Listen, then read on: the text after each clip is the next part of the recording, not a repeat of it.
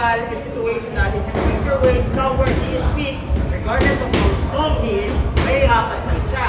Example, kung ang buong bigat ko nilagay ko sa leg niya, kahit malakas siya mag-bench press, pero wala namang exercise para gumalaw ang leg like so, I am in a tactical advantage. Kuha mo na time out, decent point, dito ako sa banda. Okay, ito chain natin ha. This arm you try to manipulate. Because then kung hawakan sa wrist, pwedeng ibagsak mo buong katawan mo.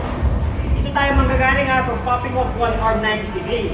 Once I pop off the arm, yung ready na pwede ka kuha ng Amerikana. If you pull this arm inward, yun natin. Okay? This position, you could grab so. Pwede natin kuhin yan. Habol na high mount, upa. Now, if you're gonna finish from this position, kung pwede wrist lock, okay? Alala nyo wrist lock dito, di ba? Lagay nyo yung palm downwards, lagay nyo yung weight forward, pull the wrist, and put the weight forward on your body. Wrist lock. Alright? Now, definitely, depende sa rules yan. Pero so much as I'm updated, pwede mo pala ibang wrist locks in the organization. But if that doesn't work, pasok na kami dito. That's one chain, ha? Another chain from controlling the arm from this position. Once you pull this, you could pin the arm downwards, pull this and pop.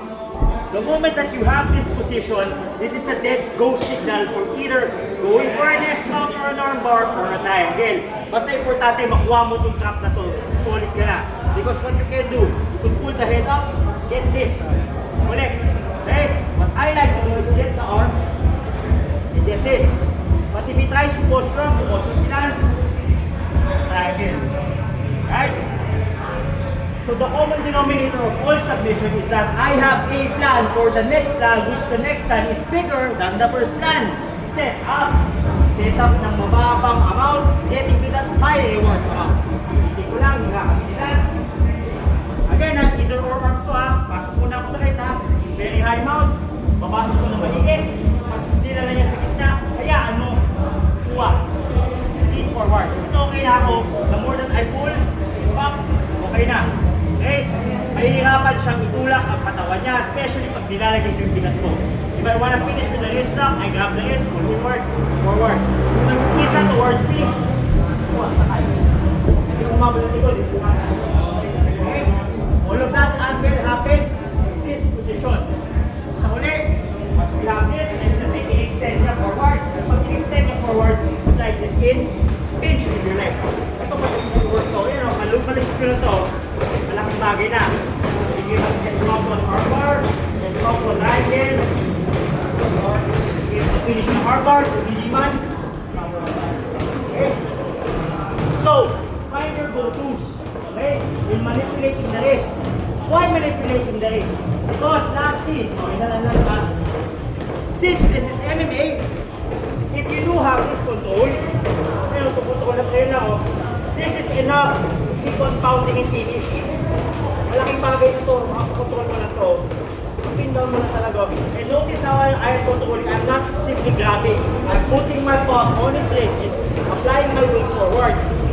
Pinching my hip forward. Yan, nakapinch lang o. Yan lang o. Kung gumalaw na siya dito, kunyari, dinala niya sa loob. Huwag mo na yung chain. Okay?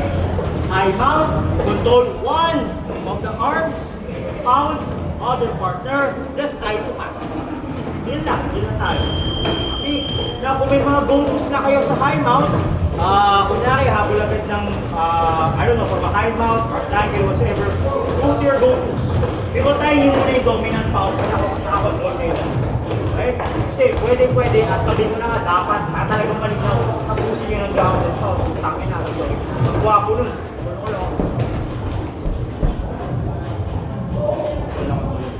Sige, drills tayo ha. Choose tayong dalawa partner.